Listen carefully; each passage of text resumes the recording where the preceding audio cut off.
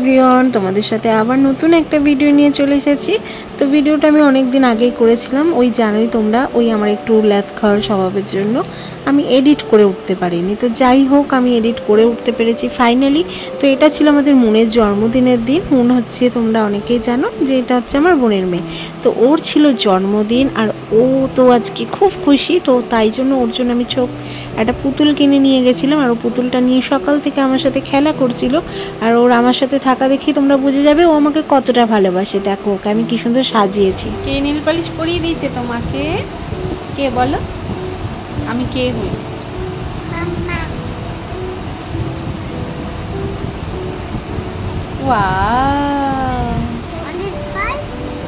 হ্যাঁ,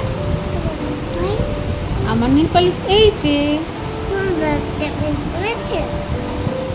আমারটা ভালো হয়েছে? হ্যাঁ, তোমার ডলিকে পরিয়ে দেবো? তোমার ডলিকে পরিয়ে দেবো? পরিয়ে দেবো?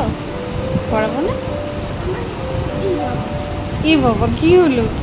ই বাবা, আমাদের জন্মদিনে কিন্তু বিশেষ কোনো নিয়ম নেই। ওই সামনে আর কি সমস্ত ভাজা টাজা দিয়ে একটা খাবারটা সাজিয়ে দেওয়া হয়, তো এইভাবেই দেওয়া হয়েছিল। আমাদের প্রত্যেকটা ছেলে মেয়েকে তেমন দেওয়া হয়, যেমন বোনের ছেলে মেয়ে বা আমার মেয়ে। তো এইভাবে সাজিয়ে, আর ওই যে বাবা একটু মানে ওর দাদা দিদা এরা একটু বরণ করে নেবে। বিশেষ কোনো রিচুয়ালস কিন্তু আমার মধ্যে নেই। তো যাই হোক, ওকে বরণ করে পায়েস খাওয়ানো হচ্ছিল, কিন্তু ও পায়েস খাবে না, কারণ ও পায়েস খেতে পছন্দ হয়নি সেদিন। ও মিষ্টি খেতে কিন্তু বেসিক্যালি ভীষণ ভালোবাসে, কিন্তু সেদিন কি হয়েছিল জানি না, ও মানে কনসেন্ট্রেট একটুখানি অন্যদিকে ছিল। আর এই যে ওর পাপা ওকে কিন্তু ভিডিও কলে উইশ করছিল, আর এটা হচ্ছে সব থেকে একটা ইমোশনাল মুহূর্ত ছিল, যেখানে ওর পাপা ওকে কিন্তু অত দূর থেকে উইশ করছিল। এটা আমাদের কাছেও খুব ইমোশনাল ছিল।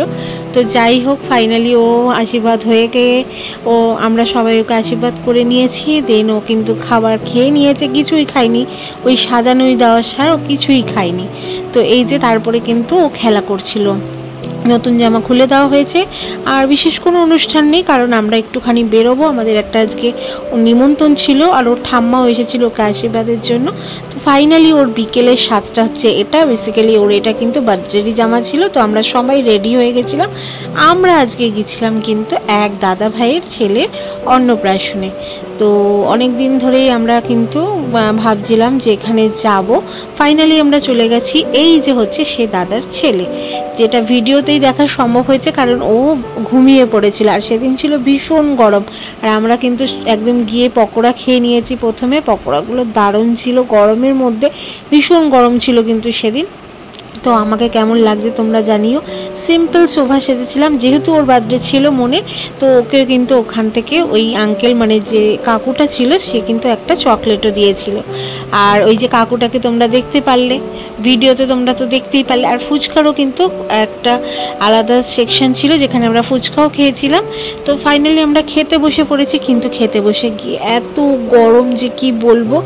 যাই হোক, আমার বোন ওদিকে ওর ফটো এডিট করছিল। তারপর আমরা অনেক ফটো তুলে নিয়েছি, কারণ ওরা আমাদেরকে ফটো তোলার জন্য একদম ব্যস্ত হয়ে গেছিলো। তো ফাইনালি কিন্তু আমাদের খাওয়া দাওয়া শেষ। তারপরে কিন্তু আমরা উঠে এসে আরও ফটোশ্যুট করেছিলাম, অনেক ফটোশ্যুট করেছি। সেগুলো কিন্তু আমি আমার প্রোফাইলে ছেড়েছি। তোমরা যারা আমাকে ফেসবুক থেকে দেখছো তারা কিন্তু অবশ্যই আমাকে ফলো করো, আর যারা ইউটিউবে ভিডিওটা দেখছো তারা কিন্তু সাবস্ক্রাইব করো।